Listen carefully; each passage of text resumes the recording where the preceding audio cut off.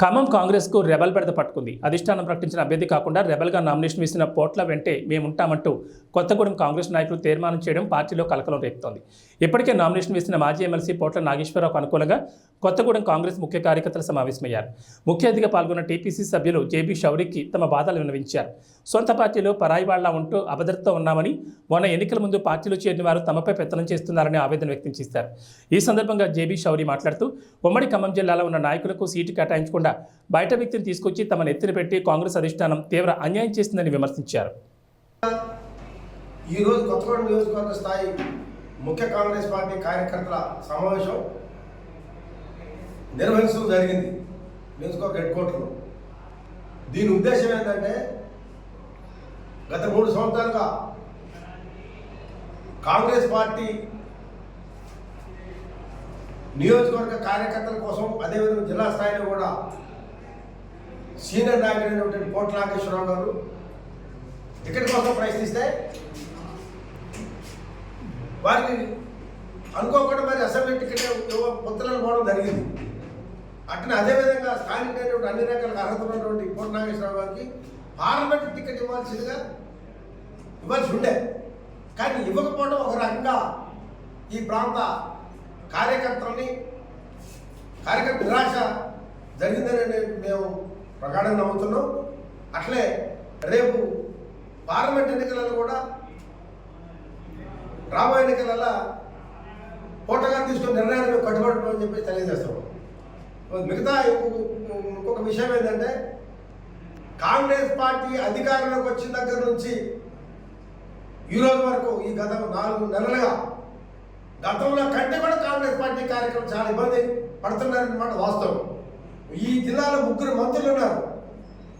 3 మంత్రులలో ప్రధానంగా బట్టి విక్రమార్క గారికే ఈ జిల్లాలో ఉన్నటువంటి కాంగ్రెస్ పార్టీ కార్యకర్తల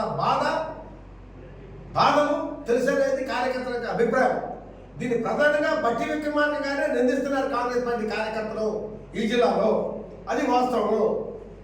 మేము ఎవరికి వ్యతిరేకంగా ఎవరికి ప్రోగాదు. మేము కాంగ్రెస్ పార్టీ కరుణగట్టే కాంగ్రెస్ పార్టీ కార్యకర్తల అభిప్రాయాన్ని ఒక నియోజకవర్గంలో పీసీసీ మెంబర్గా, బాధ్యత గల కాంగ్రెస్ పార్టీ కార్యకర్తగా నేను మీడియాకి సమాచారం తెలియజేస్తాను.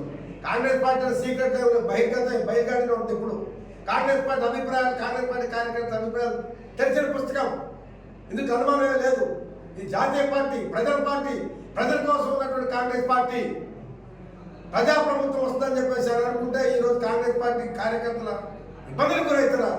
ప్రధానంగా ఈ నియోజకవర్గంలో ఇక్కడ కాంగ్రెస్ రకరకాల శక్తులు అన్ని కలిసి కాంగ్రెస్ పార్టీని చంపడానికి కోసం ప్రయత్నం చేస్తా ఉన్నారు. అది చాలా దుర్మార్గమైన అంశం. ఇది కాంగ్రెస్ పార్టీ అగ్రనాయకత్వం గుర్తించాలి. కాబట్టి అన్ని విషయాల మీద రేపు త్వరలో గాంధీ భవన్ ముట్టడి ప్రయత్నం జరుగుతుంది. కొత్తగూడెం నియోజకవర్గం నుంచి త్వరలో ముఖ్యమంత్రి గారిని, ఉప ముఖ్యమంత్రి గారిని, ఈ జిల్లా మంత్రులు కలిసి కొత్తగూడెం నియోజకవర్గ పరిస్థితి ఏంటిది అనేది కార్యకర్త అభిప్రాయాన్ని వారికి తెలియజేయడం కోసం ప్రయత్నం జరుగుతూ ఉంది. ఇది ఎవరు వ్యతిరేకంగా ప్రోగ్రాం. దయచేసి కార్యకర్తల అభిప్రాయం ఇది, వాళ్ళ మనోవేదన. ధన్యవాదాలు. కొత్తగా కాంగ్రెస్ పార్టీ అందరిని ఆహ్వానిస్తాం, కానీ మేమేమంటున్నామంటే అందరూ ఉంటేనే కాంగ్రెస్ పార్టీ మారడం తప్ప నేను అనను.